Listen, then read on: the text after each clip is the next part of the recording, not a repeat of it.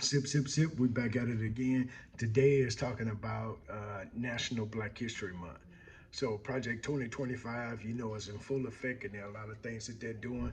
But I just want to read you something from the proclamation, not executive order. I said proclamation that the president signed, and most presidents, all sitting presidents, sign this for Black History Month. So Trump did this on January 31st. And it says every year National Black History Month is an occasion to celebrate the contributions of so many Black American patriots who have indelibly shaped our big word indelibly shaped our nation's history. Throughout history, Black Americans have been one of some of the most consequential leaders shaping the political destiny of our nation in profound ways. So I just want to tell you, American heroes such as Frederick Douglass, massive hairstyle, or you can't miss him. Harriet Tubman said she could have freed more of y'all if you just knew. But listen to these other people: Thomas Sowell, Clarence Thomas, and then he mentioned Tiger Woods. So I just want to go down the list. Frederick Douglass, we don't have to mention him, but I want to talk about, and Harriet Tubman, we don't have to talk about their contributions, but I want to talk about Clarence Thomas and Thomas Sowell.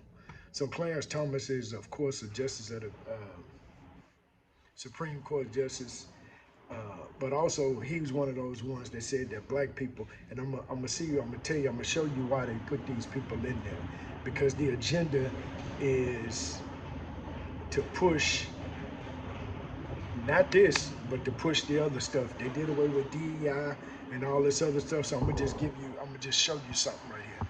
So Thomas Sowell, Clarence Thomas, was one who said, hey, as a man, as a Black man, you need to pull yourself, educate yourself, and pull yourself up by your bootstraps.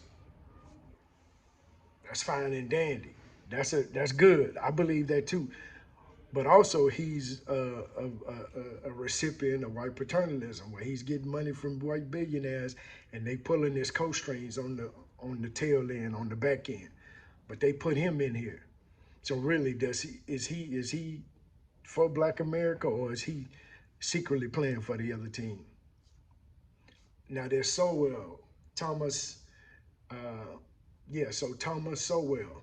So when I went to look him up, because I never heard of him, so Sowell was an economist. He was into economics. So he supported the conservative position, but he also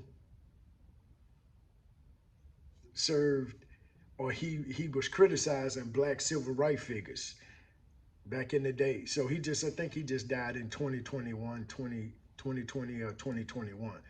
So this is what really stuck out when I started reading about him. Sowell had argued that systematic racism was untested, and it was a questionable hypothesis. Ooh, hypothesis. So then he was quoted to say, I don't even think people who use it have a clear idea of what they're saying, and compared it to the propaganda tactics that are used, that if you repeat it long enough, people will repeat it. So he said that he didn't believe that racism was real, or systematic racism was real. And this is the person that Trump put in his proclamation. Do you see the connection there? They think alike. Even though he looks like me and you, or me and, he have the same skin, he don't think like us. So y'all better pay attention. 2025 is real. They're putting it right in front of your eyes. This man said that he don't think systematic racism was real. It was untested. Untested, really? But we have a whole history, a whole museum, I forget where it is, in Memphis or somewhere, or in one of those states, where they have all of these images of Black folks, demeaning them. But racism is not real. So y'all better pay attention. Oh, I thought a racist that said something. Y'all better pay attention. Sip, sip.